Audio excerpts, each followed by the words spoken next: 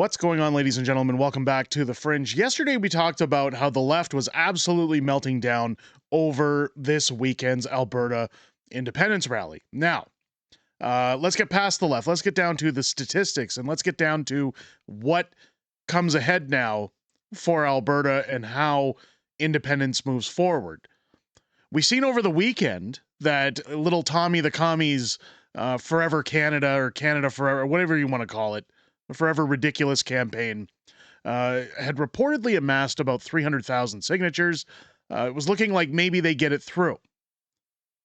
I do want to reference a tweet that came from super lawyer Keith Wilson as to what that means for Alberta, because a lot of people are saying, well, this means this is the end of APP's question.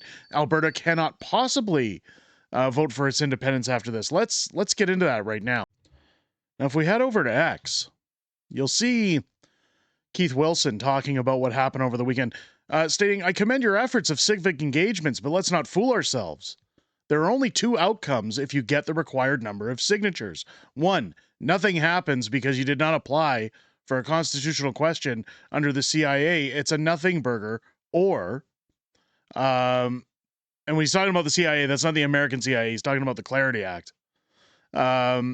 Or two, the government decides to make your question constitutionally compliant, which they can, with the Clarity Act, and a referendum on separation is held. Either way, you are assisting the cause of Alberta independence, and I thank you and Tom Lukasik for that, Alberta independence. Now, you see down here them, kind of flexing. Countdown for petition drop-off is on.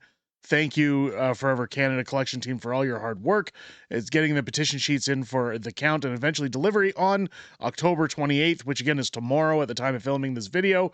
Keep in mind, they have to verify all of those signatures before it goes through. It says, what's your best guess at the number? They were talking 300,000 or very close to over the weekend. So if all their signatures are verified, we could be headed to a spring referendum vote, as Danielle has stated. If, as Keith says up here, the government decides to make the question constitutionally compliant, which Danielle Smith had kind of backed up in an interview, we need to talk about Danielle Smith. Because as the title of this video states, folks, she has openly endorsed Alberta independence. She has openly admitted she wants to work with Alberta Prosperity Project, Dr. Modry.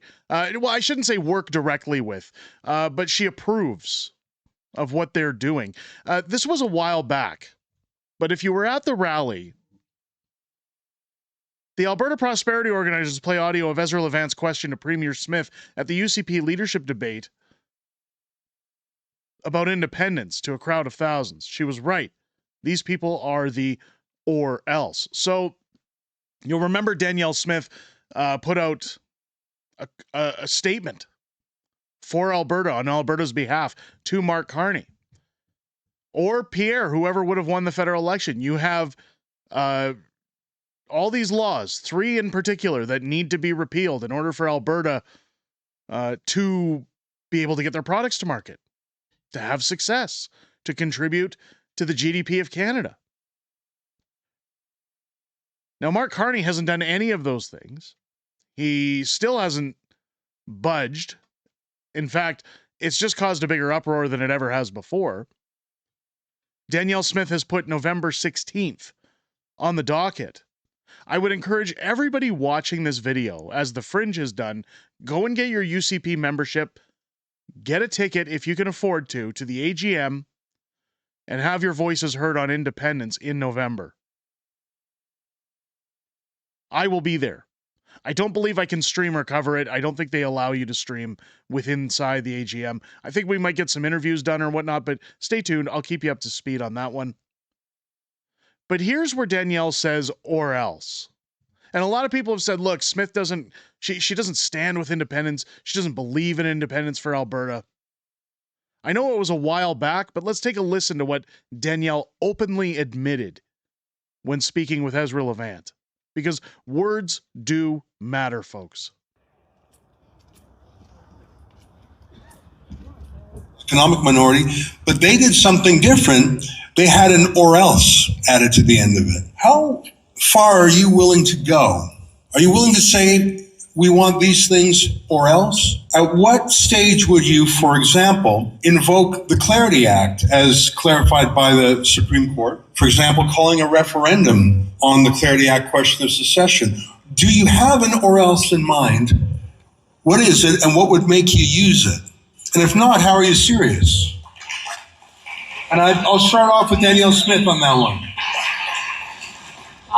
The or else is Dennis Modry and the Alberta Prosperity Project. It's true. We proclaimed into law on April the 7th the Citizen Initiative Act, which gives the people the power to collect signatures for a petition campaign to propose an amendment. If it's a simple matter of policy, it's a 10% threshold. If it's a constitutional change, it's a 20% threshold. That would mean 600,000 signatures. And as I understand it, Dr. Modry has 1 million people on his database. So part of when I decided I wanted to run, I knew how important it was to make sure that we address the issues of autonomy. And I talked to Dr. Modry as one of my first steps. I said, let's try this together. Let's get as much autonomy as we can. Full well knowing that he's got the power, you've got the power. If we're not successful, and this is why I take your movement very, very seriously, and why Justin Trudeau should take it very, very seriously too, because you have the power to be able to be the or else. Our first speaker today is Now, those are very powerful statements. But for anybody to say, where does Danielle stand on it? Danielle keeps talking about a united Canada. She keeps pandering to Mark Carney. I've said the same thing, folks. People can change, opinions can change, policies can change, but everything Danielle talked about in this answer, not only standing with Dr. Modry ahead of her election and being the, quote, or else, she gave Mark Carney the or else ultimatum. She lowered the threshold for signatures. She held the Alberta Next panels, and I got to tell you, folks, they never once silenced anybody asking about independence. They silenced those who came there to disrupt the panels, to talk about topics that weren't related to the Alberta Next panels, but Alberta Next never had the question on independence, yet they never silenced anyone. So forgive me for being a skeptic or for having a little bit too much confidence that Danielle still intends to back Alberta independence. She has very clearly stated in this audio that she stands with Dr. Modry. She agrees with Dr. Modry's movement. Now, while again, things may have changed, November 17th is coming up very quickly, folks. Less than 2.5 weeks away at the time of filming this video. Danielle Smith has a decision to make November 17th. You either tell Mark Carney, and she doesn't have to say independence. She doesn't have to say referendum. All she has to say to Mark Carney is, look, I've done everything I could to negotiate a fair deal for Alberta. I've worked with every single premier. I've worked with the federal government. I've pushed. You've done absolutely nothing. I am not responsible for what my province does next, because I warned you that if you did not follow through, you would see a unity crisis. That's all she has to say. Now, if she says nothing, if she chooses to go against these claims she made about Dr. Modry, and if she does not fully stand with Alberta independence, or at least promote the push forward for Alberta independence, as Keith stated by Tom Lacaze's petition, or the courts allowing Alberta Prosperities to go forward, Danielle finds herself in one of two positions. You stand with it and you help move the cause or the movement forward for independence, or the 80% of UCP voters, the members who support and back Alberta independence, they walk and Danielle loses her job. I feel the latter. I feel Danielle isn't an idiot. She's not a stupid person. The intention of where she stands is very prevalent in what she says here in her response to Ezra Levant. I want to get on forward with a statement that was asked to Keith Wilson, because, again, a lot of people confused when it comes to Alberta independence about what happens if a vote actually goes through. Many people say First Nations can stop you. They don't have the rights to, or Alberta doesn't have the right to leave. They don't have the rights to the oil. We've covered all of that to great extent. But here's a hot take that happened just after the independence rally. You'll have to forgive the audio. Again, this was somebody recording on a cell phone on the steps of Parliament. I actually met with these folks that were talking to Keith right after the show, viewers of the channel. Very grateful to meet with all of you, by the way, at that rally. But Keith Wilson makes it very clear here how this works.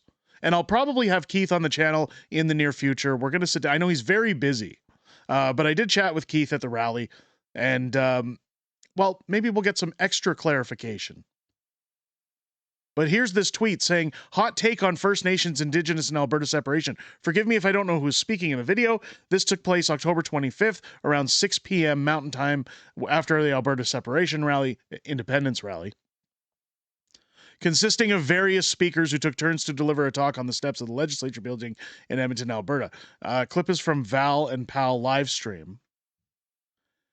Again, the audio is very garbled, but listen to what we'll try and break down what Keith is saying. I'll stop the video in position so that everybody's very clear on what's being discussed here.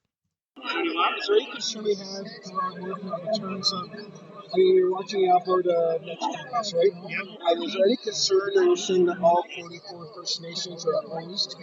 I don't care, because they have one vote. Each First Nation has one vote. So they can't stop and say it's not. This whole idea that when they talk about stopping it, because they're going to have three choices. Each individual First Nation, each Alberta voter. How many votes does a member of a First Nation have in the provincial election? One. Okay. How many votes does a member of a First Nation have in a federal election? One.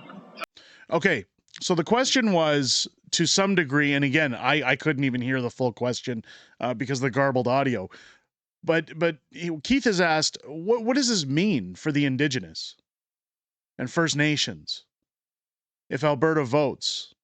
Can they block it? I'm assuming that was the question. Now, Keith comes out and says, no, they all get one vote. It doesn't matter what they say. It doesn't matter how much they kick up their feet, how much they scream and shout, how many times they throw treaties on the ground and they say, oh, you can't, here's what you could do with your treaty, Danielle Smith. The treaties aren't that long. And we've gone through them again on the channel. But Keith says everyone in those First Nations gets a single vote. How many votes do you get in a provincial election? One. How many do you get in a federal election? One. Each individual gets one vote. First Nations chiefs can't just come out and say, my entire nation says we're not in support of this. They get a vote. It's no different than electing a person into power. So for all the people, the naysayers, the lefties, I can already see them in the comments. Boy, I love watching them in the comments. I really do. I get out as Trump says, break out the lollipops. We break out the lollipops in the comments, ladies and gentlemen.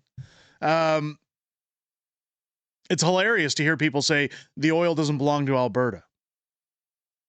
First Nations can stop this. They're not going to allow it. You can't just leave.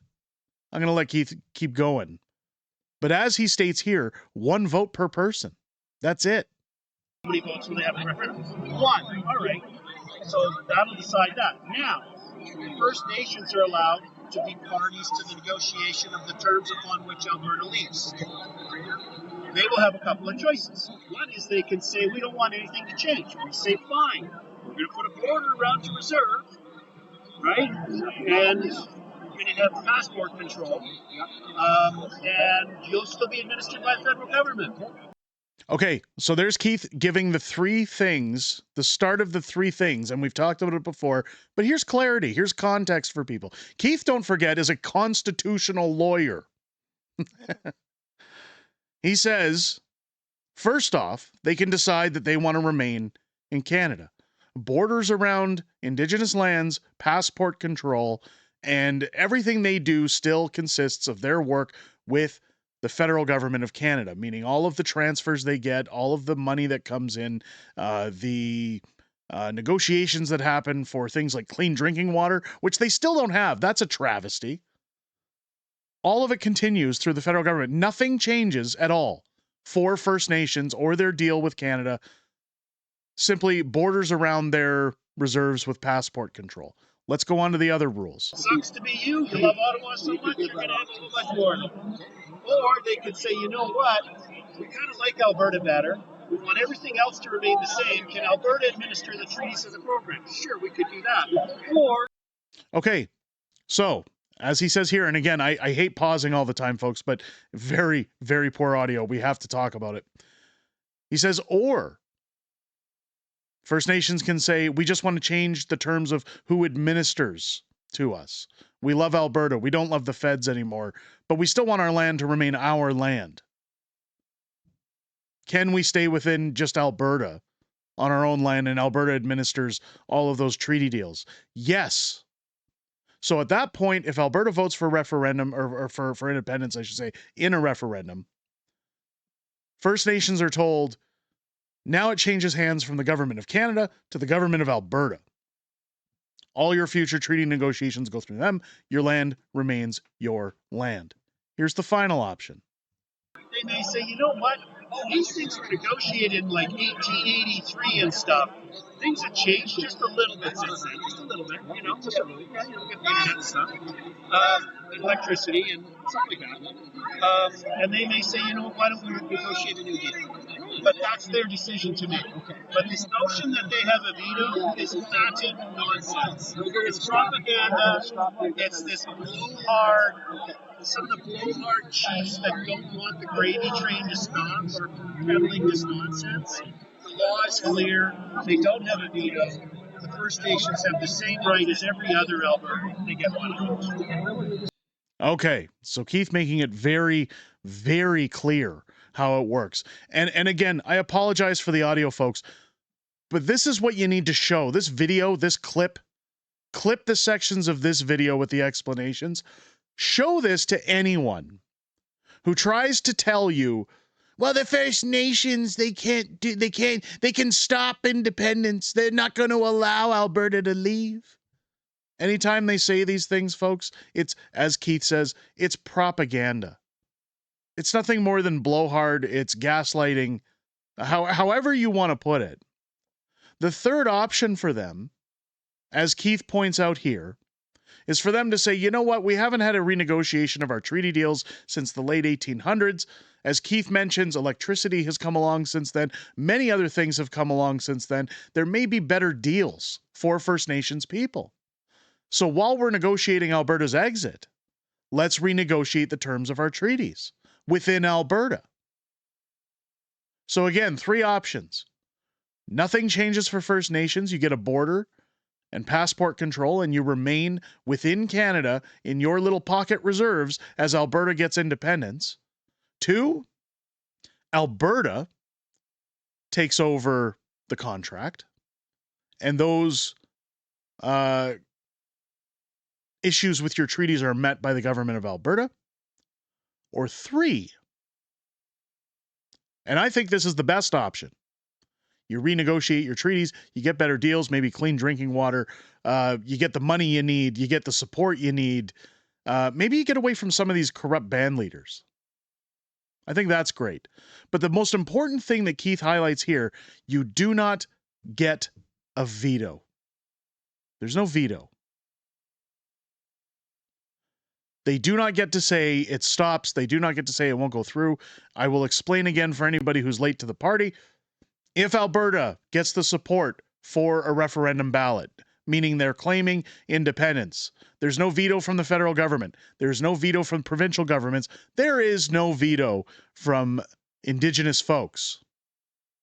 All parties, according to the law, must come to the table and enter in good faith to negotiate Alberta's exit from Canada. And people say, well, the Crown, all this, all that. It's all been covered, folks. Each province has the right Quebec had the right in the 90s. They just didn't get the vote. Alberta's got the numbers. As Danielle stated in her audio earlier, Modry's got a database of over 1 million Albertans prepared to march on independence. Many people were citing this rally saying, oh, well, it's only 1% of the population. We're not worried, folks. That's just who showed up at the rally. This wasn't the vote. This was the rally.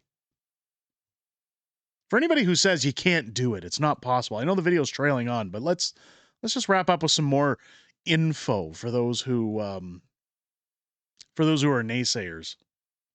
Here's GDP per capita for Canadian provinces and U.S. states on a map from economist Trevor Tombe. The latest data for 2023, so this is 2 years out, updates the considerable differences in economic performances across provinces and states. Take a look at Alberta and Saskatchewan. It says down here, seems Alberta and Saskatchewan don't need Canada. We don't. We're the same color as Texas.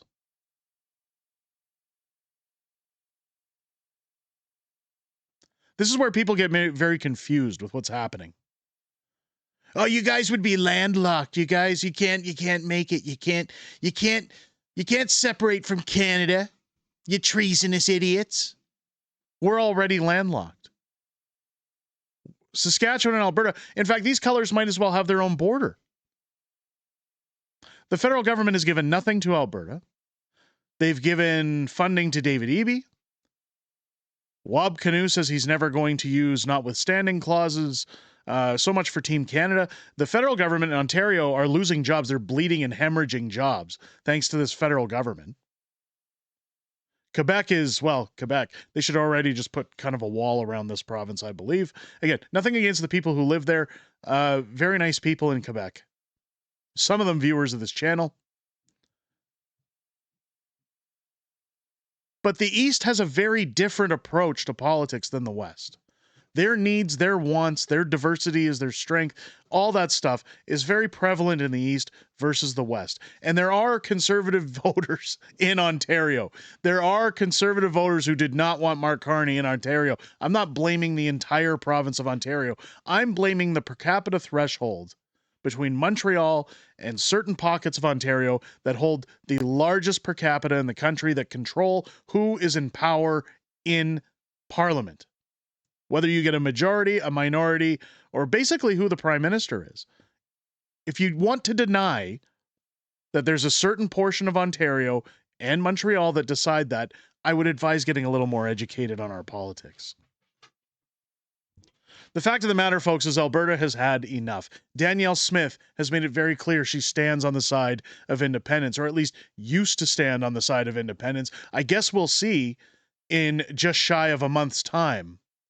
Less than a month, folks, if Danielle is in fact going to back up those claims, back up those words, and stand with Alberta Prosperity Project when Mark Carney fails to deliver. The reality, folks, is if she does not, it looks to me as if Alberta Prosperity Project is ready to move forward without Danielle Smith. And with 80% of her members backing independence, it does not look like a decent future for Danielle Smith if she doesn't want to get on board with what's best for Alberta. Let me know your thoughts down below in the comments. Again, on this very lengthy video, I wanted to make sure there was plenty of context, folks.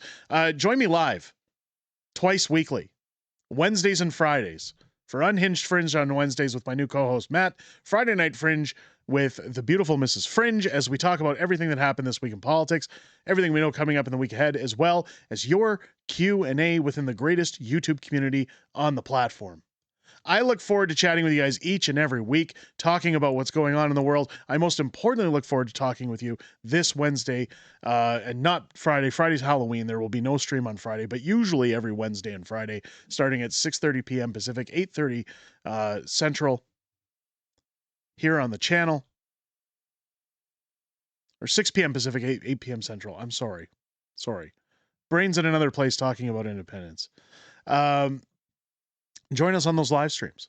I'll be doing a special one Thursday to make up for Friday's loss. With that said, ladies and gentlemen, I hope you enjoyed this video. I hope you have a great rest of your day. I'll catch you on the next one.